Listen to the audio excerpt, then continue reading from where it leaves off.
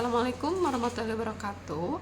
Perkenalkan, nama saya Irna Sari Maulani. Saya adalah dosen program studi teknik mesin Fakultas Teknik Universitas Galuh.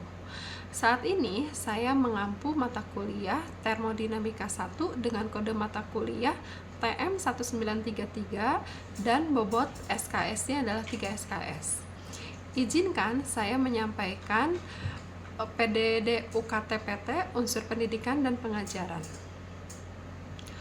Adapun outline yang akan saya paparkan dimulai dari deskripsi mata kuliah, capaian mata kuliah, sistem pembelajaran, materi pembelajaran, metode pembelajaran, dan sistem penilaian.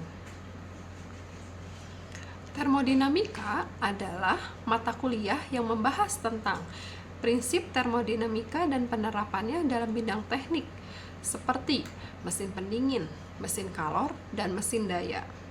Selain itu, dibahas juga secara khusus mesin tenaga uap dan mesin tenaga gas yang digunakan sebagai pembangkit listrik atau motor bakar. Capaian mata kuliah termodinamika yaitu mahasiswa mampu menjelaskan konsep dasar termodinamika, mahasiswa mampu menentukan sifat-sifat berbagai zat murni, mahasiswa mampu melakukan analisis termal berbagai peralatan mekanik, serta mahasiswa mampu menganalisis sistem terbuka dan tertutup serta optimasi tentang efisiensinya. Sistem pembelajaran, jumlah pertemuan yaitu sebanyak 16 kali pertemuan, namun 2 pertemuan digunakan untuk ujian tengah semester dan ujian akhir semester, sehingga pertemuan perkuliahan itu sebanyak 14 kali pertemuan. Karena total dari SKS termodinamika teknik adalah 3, sehingga 3 kali 50 menit itu tatap muka di dalam kelas. Mahasiswa dapat belajar mandiri sebanyak 6 kali 60 menit. Ujian tengah semester dilakukan pada pertemuan ke-8 dan ujian akhir semester dilaksanakan pada pertemuan ke-16. Mata kuliah prasyarat, mahasiswa yang dapat mengambil mata kuliah termodinamika 1 adalah fisika dasar 1 dan fisika dasar 2. Materi pembelajaran selama 16 kali pertemuan dimulai dari pengantar mata kuliah di pertemuan pertama, kemudian pertemuan kedua sampai pertemuan ketiga itu menjelaskan konsep dasar termodinamika. Pertemuan keempat dan pertemuan kelima menjelaskan tentang zat murni. Pertemuan ke-6 sampai pertemuan ke-7 menjelaskan hukum pertama termodinamika untuk sistem tertutup. Pertemuan ke-8 diisi dengan ujian tengah semester. Materi yang diajarkan setelah ujian tengah semester itu di pertemuan ke-9 sampai pertemuan ke-10 membahas tentang hukum pertama termodinamika untuk sistem terbuka. Pertemuan ke-11 sampai pertemuan ke-13 itu menjelaskan tentang analisis hukum kedua termodinamika. Pertemuan ke-14 dan ke-15 menjelaskan tentang entropi. Pertemuan terakhir yaitu pertemuan 16 diisi dengan ujian akhir semester. Metode pembelajaran yang saya lakukan selama pembelajaran di kelas itu dilakukan dengan 4 metode. Metode yang pertama adalah metode ceramah atau delivery. Diharapkan mahasiswa mendapatkan pemaparan materi menggunakan proyektor atau media PowerPoint. Kemudian metode interaksi, mahasiswa mendapatkan kesempatan untuk berpartisipasi aktif, mengeluarkan pendapat di kelas, sehingga terjadi komunikasi dua arah dan suasana kelas menjadi interaktif dan komunikatif. Metode ketiga yang saya gunakan yaitu metode case study atau problem based learning. Mahasiswa mengidentifikasi kasus dan subkasus persoalan yang ada di lapangan. Metode pembelajaran keempat yaitu group discussion. Mahasiswa dibuat kelompok untuk belajar bekerja sama dan aktif mengeluarkan pendapat di kelas dan di luar kelas menggunakan grup WhatsApp sebagai sarana diskusi untuk membahas topik yang lagi up to date. Sistem penilaian, ada beberapa aspek penilaian yang saya terapkan di sini, yaitu aspek penilaian yang pertama adalah kehadiran, kemudian attitude, tugas, keaktifan, kuis, hasil UTS, hasil UAS, dan kedisiplinan. Persentase untuk kehadiran sebesar 10%, persentase untuk attitude 10%, tugas 10%, keaktifan 5%, kuis 10%, hasil UTS 20%, hasil UAS 25%, dan kedisiplinan 10%. Sehingga total persentase semua aspek penilaian adalah 100%. Dan jenjang penilaian untuk masing-masing angka dikatakan sangat baik jika nilai UAS-nya lebih besar atau sama dengan 75. Mahasiswa yang mempunyai jenjang sangat baik ini mempunyai deskripsi sikap yang jujur, aktif dalam perkuliahan, mampu bekerja sama dengan baik. Jenjang penilaian yang kedua yaitu baik. Nilainya lebih besar atau sama dengan 60 dan kurang dari 75. Deskripsi sikap mahasiswa yang mempunyai nilai baik itu jujur, aktif dalam perkuliahan, cukup mampu bekerja sama. Kemudian jenjang penilaian yang ketiga yaitu cukup. Nilai angkanya itu lebih besar dari 40 dan kurang dari 60. Dengan deskripsi sikapnya jujur, kesungguhan dalam perkuliahan. Kemudian sistem penilaian dengan jenjang kurang itu mempunyai nilai di atas atau sama dengan 25 dan kurang dari 40 dengan deskripsi sikap jujur, tidak antusias dalam perkuliahan. Jenjang nilai sangat kurang mempunyai nilai kurang dari 25 dengan deskripsi sikap tidak jujur, tidak antusias dalam perkuliahan. Dan sistem penilaian terakhir itu tidak dihitung, nilai angkanya tidak lengkap, berarti mahasiswa itu tidak lengkap dalam aspek-aspek penilaian, baik itu nilai UTS, nilai UAS, kehadiran, nilai kuis, ataupun yang lainnya. Sekian pemaparan dari saya, terima kasih, dan selanjutnya saya akan memaparkan video pembelajaran yang ada di kelas. Selamat menyaksikan, terima kasih. Assalamualaikum warahmatullahi wabarakatuh.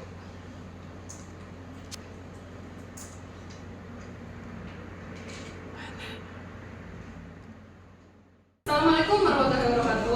Waalaikumsalam warahmatullahi wabarakatuh.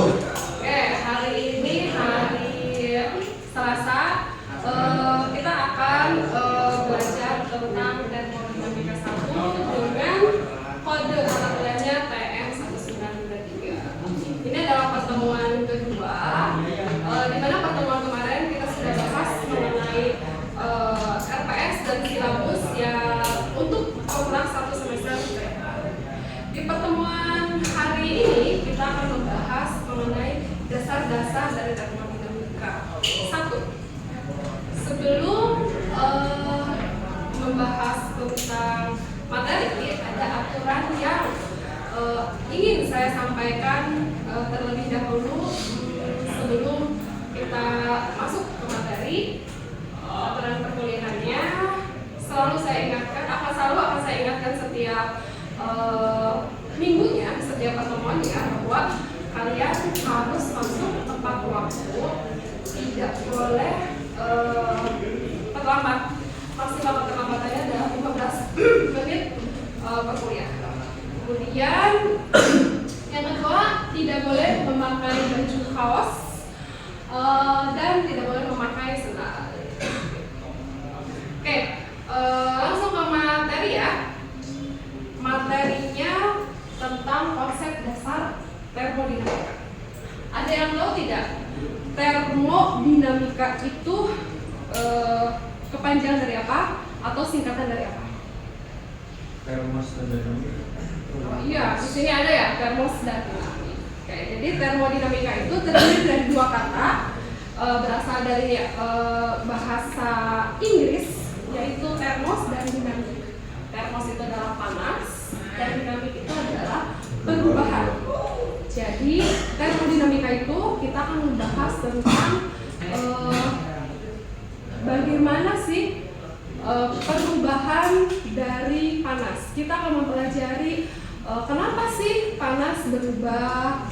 Terus kalau misalkan panas berubah, nantinya efeknya seperti apa. Terus ada lagi yang akan kita bahas nanti adalah aplikasi dari perubahan panas. Untuk apa sih kita mempelajari perubahan-perubahan panas tersebut?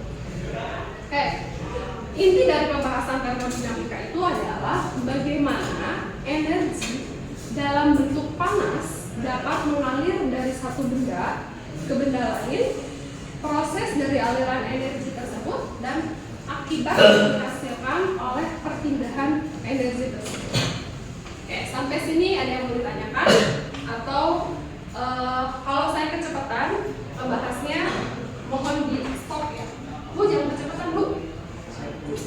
Oke, ada yang mau ditanyakan sampai sini? Cukup? Cukup. Oke, lanjut ya.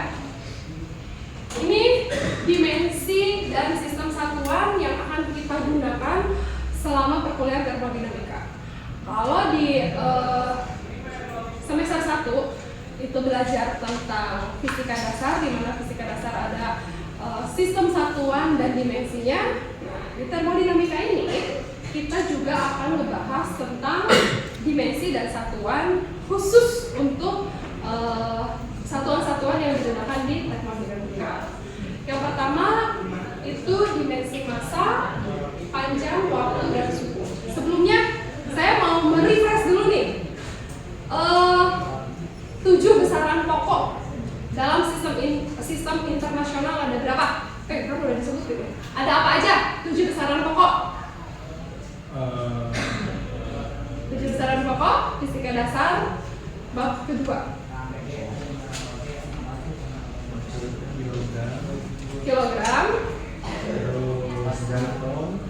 Berapa?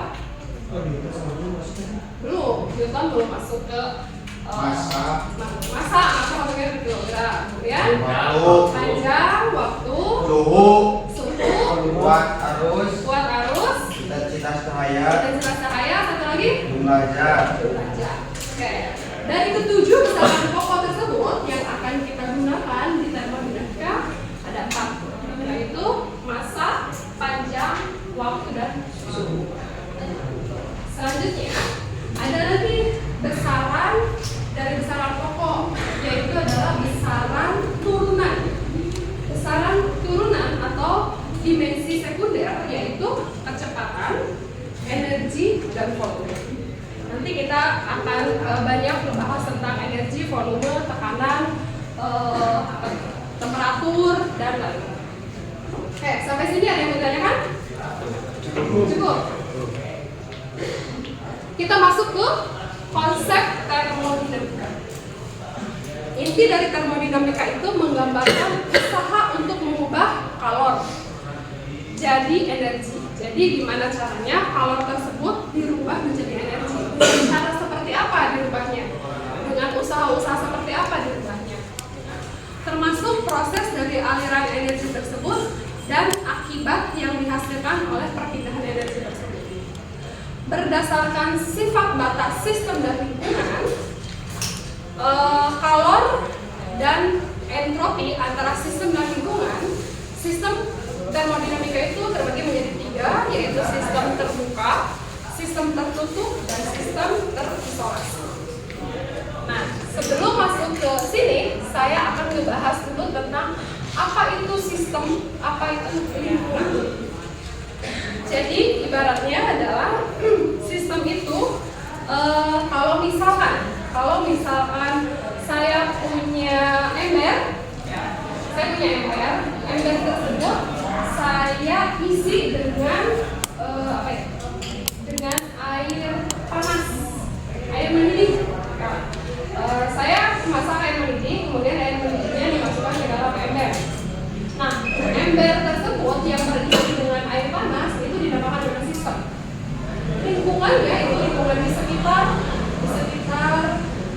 di luar ember. Itu adalah pertanyaan saya, apa yang terjadi pada air yang tadinya panas jika didiamkan selama 7 jam? Bagaimana temperaturnya? Dingin. Temperaturnya pasti akan turun. Nah, nanti di termodinamika kita akan membahas gimana caranya biar temperaturnya, usaha-usaha yang dilakukan biar temperaturnya dia akan menjadi naik lagi atau temperaturnya sama. Atau dia bisa turun tapi dengan waktu yang cepat, yang drastis. Nah, kita akan membahas tentang itu di termodinamika. Oke, sekarang udah bisa kebuka ya, maksudnya perbedaan antara sistem dan lingkungan. Sebelum saya masuk ke sistem termodinamika ini, ada yang kurang jelas atau sudah cukup jelas? Oke, sekarang saya akan memaparkan perbedaan dari sistem terbuka, sistem tertutup, dan sistem terisolasi. Kalau sistem terbuka itu ada perpindahan panas antara sistem dan lingkungan dan perpindahan massa. Seperti analogi tadi yang saya sebutkan, di mana ember ketika didiamkan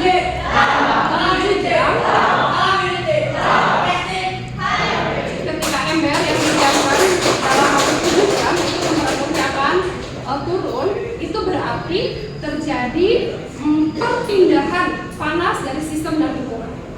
Ya, jadi ini adalah sistemnya, ini adalah lingkungannya. Pada sistem terbuka ada perpindahan dari sistem ke lingkungan ataupun dari lingkungan ke sistem. Jadi ada apa ya? Ada pertukaran. Ya, itu pertukaran panas. Kalau di sistem terbuka itu berlaku pertukaran panas dan pertukaran massa. Pertukaran massa seperti apa Bu? Nanti di semester ke-5 nanti kalian akan belajar tentang perpindahan kalor dan massa. Kalau sekarang baru tentang kalornya aja, ya karena masih termodinamika. Kalau pembahasan tentang pertukaran massa seperti apa nanti di selanjutnya. Tapi ini kalian harus paham dulu bahwa dalam sebuah sistem itu ada pertukaran massa dan pertukaran kalor. Untuk sistem tertutup itu ada pertukaran panas tapi tidak ada pertukaran massa. Ini adalah sebuah wadahnya berisi air panas ya. Meskipun dia ditutup, kalau misalkan didiamkan dalam waktu 7 jam atau 8 jam atau 12 jam, apa yang akan terjadi pada air di dalam wadah tersebut? Masih tetap sama. Temperaturnya sama dalam waktu 12 jam turun. Temperatur akan turun meskipun ini ditutup. Temperatur akan turun meskipun ini ditutup. Karena apa? Karena ada perpindahan atau pertukaran panas dari sistem ke lingkungan melalui apa? Melalui dinding sistemnya. Dinding sistemnya itu akan sebagai perantara perpindahan panas. Sistem terbuka dan sistem tertutup paham? Ada yang masih kurang paham? Boleh? Kalau dalam sistem tertutup itu apa ada pertukaran massa juga kayak di sistem terbuka? Kalau di sistem tertutup tidak ada pertukaran massa, dia hanya pertukaran panas saja. Tetap di dalam. Masanya tetap. Ada lagi? Cukup? Sekarang lanjut. Ini adalah isolasi sistem yang terisolasi. Artinya, ini adalah contohnya ya. Ini adalah contoh bencana. Kalau sistem terisolasi itu tidak ada pertukaran panas dan tidak ada pertukaran massa. Jadi dalam sistem terisolasi dalam jangka waktu 12 jam temperaturnya itu akan tetap sama. Jadi dinding sistemnya itu dia tidak dapat menghantarkan panas atau tidak dapat mengarah panas. Dari ketiga sistem ini sudah dapat membedakan. Sudah dapat membedakan ya? Oke, sekarang pertanyaan saya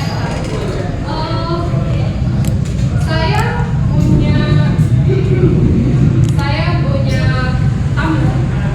Tumblernya diisi dengan air es. Tumblernya tertutup. Oke, apa yang terjadi pada air es yang ada dalam tumbler kalau saya panaskan? Kalau saya jemur?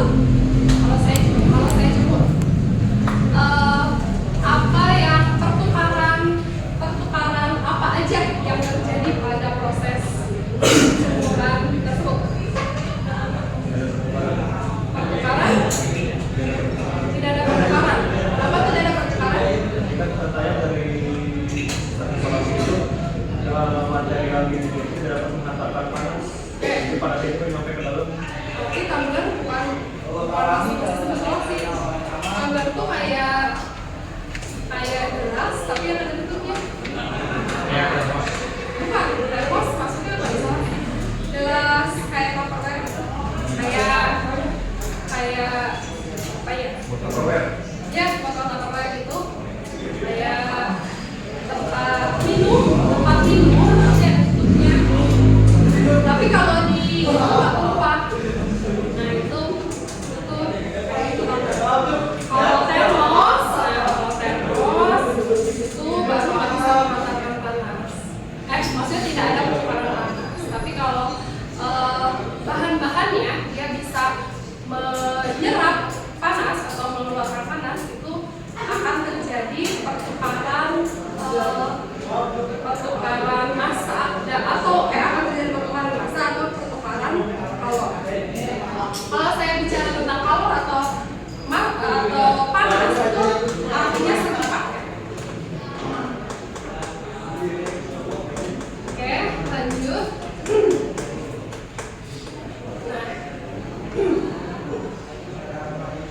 Ada bentuk energi. Ada 8 bentuk energi dan perubahan energinya. Dimulai dari energi potensial, kinetik, cahaya, listrik, bunyi, kimia, dan panas. Ada yang bisa menjelaskan apa itu energi potensial? Contohnya seperti apa? Energi potensial. Sering dengar ya kita dari sejak kita kuliah SD, SMP, SMA, bahkan sekarang kuliah, bahkan di materi fisika dasar juga kita sudah bahas tentang energi potensial. Udah familiar lah ya, udah biasa aja bu energi potensial. Dan tahu pengertiannya energi potensial? Silakan melangsungkan tangannya. Silakan, Neng.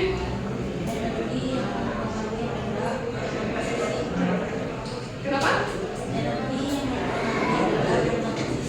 Karena posisi pada ketinggian. Dipengaruhi oleh apa sih energi potensial itu? Dipengaruhi oleh adanya gaya gravitasi. Contohnya apa? Oke, ya. Yang paling Buang ya. buah jatuh dari bawah. Itu adalah bentuk-bentuk energi potensial. Energi kinetik, energi cahaya, energi listrik, bunyi, kimia, panas. Nah, kalau energi panas ini yang sering kita lihat di jalan raya tuh ya. Kalau di jalan raya lampu-lampu penerangan sekarang sudah menggunakan solar cell. Solar cell itu juga adanya sinar matahari, kemudian dia masuk ke panel surya. Dari panel surya tersebut panasnya diubah menjadi energi cahaya. Jelaskan energi yang terjadi pada gambar di bawah ini. Kalau ini yang barusan saya jelaskan, ini energi matahari, energi panas ya, panas menjadi listrik. Kalau ini energi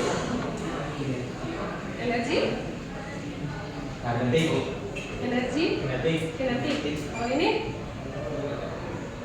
Mekanik. Kalau ini air short. Ini apa sih? Mobil mainan. Mobil mainan. Oh, kayak roda ya. Ini adalah perubahan. Wah, ini nggak ada listrik, ini yang didorong gitu kan? Didorong, iya nggak sih? Mobil anak-anak. Ada listrik ya kan? Nggak ada ini. Energi gerak. Energi apa? Ah, bunyi. Ini nggak ada bunyinya. Oh, yang ini bunyinya ya? Itu maksudnya. Oke, ini energi apa? Potensial. Energi potensial dipengaruhi oleh gaya gravitasi nggak? Dipengaruhi. Dipengaruhi. Dari dorong apa? Ini energi kinetik. Oh, ini energi potensial. Lanjut. Nah, proses termodinamika basicnya ada 4, yaitu proses isobarik.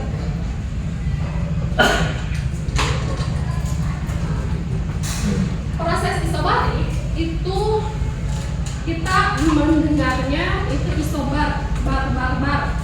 Yang satuannya bar itu adalah tekanan. Jadi kalau misalkan kalian dengar proses isobarik, nah, tidak lain adalah tekanannya konstan. Ya. Ingat kan, satuan-satuan dari tekanan itu adalah apa aja? Dari tekanan dari Pascal. Pascal. Ya. Dan bar juga salah satu satuan dari nah, kalau misalkan dengar kata tarik ini bukan, oh iya, bar itu adalah satuan dari tekanan. Sehingga sistem isobarik itu dia tekanannya konstan. Ya. Dalam diagram PV dia mempunyai tekanan konstan. Berapapun, jadi volumenya berubah, tapi tekanannya konstan. Semakin tinggi volumenya semakin tinggi, tapi dia tekanannya sama, berada pada tekanan sama, itu yang dinamakan dengan proses isobarik.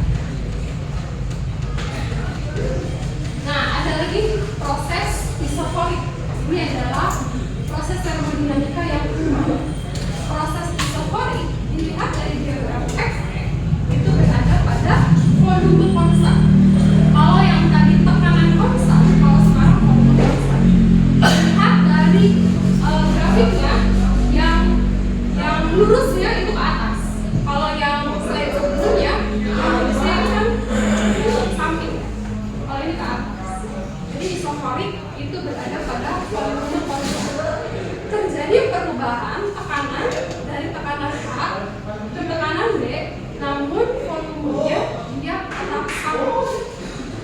Kalau volumenya tetap sama, berarti tidak ada kerja yang dilakukan pada sistem. Apa arti tubuh kerja? Nanti kita bahas. Oke, selanjutnya proses isotermik. Proses isotermik itu kita lihat dari suku katanya. Termik berarti berasal dari kata thermal.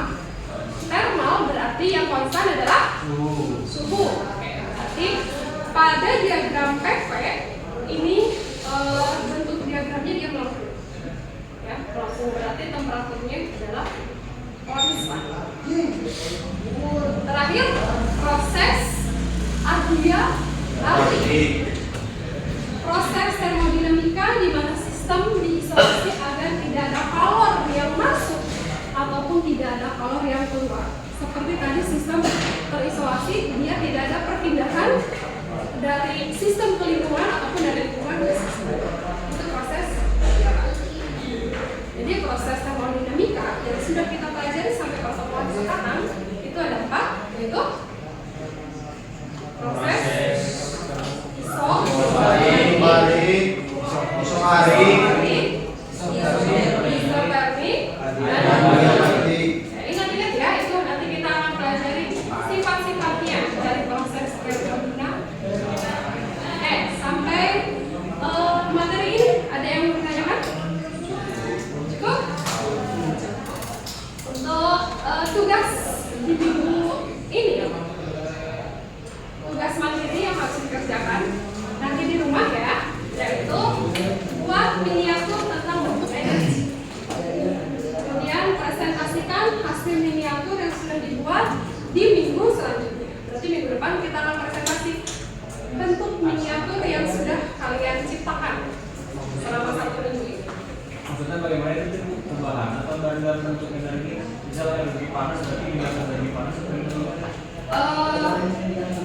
Iya gitu. Jadi bikin alat, bukan alat, prototipe mungkin ya. Prototipe dari misalkan energi potensial nih. Energi potensial berarti contohnya adalah dikasih tahu mah gampang gitu ya. Dikasih tahu mah gampang. Pokoknya cari aja untuk miniatur dari bentuk energi. Nanti kalian cari bukunya. Ngerti ya? Kayak misalkan energi potensial seperti apa, energi kinetik, bentuk miniaturnya seperti apa, dan energi seperti itu. Energi panas, energi oke? Apa? Sendiri lah. Kan tugasnya tugas mandiri. Tugas kelompok baru berkelompok. Oke? Sekian pemaparan materi di minggu kedua. Sekian dan terima kasih. Ingat bahwa keberhasilan tidak akan bisa diperoleh begitu saja, diperlukan usaha, doa, dan restu orang tua. Kalau saya dulu itu ingat, jadi kalau ada apa-apa, kalau kita mau sukses itu harus melibatkan empat komponen, yaitu duit. Duit itu adalah doa, usaha, dan tawakal. Jadi ingat 4 komponen itu, insya Allah kita semua diberikan kesuksesan. Amin. Oke, terima kasih atas waktunya. Sampai ketemu minggu depan. Assalamualaikum warahmatullahi wabarakatuh.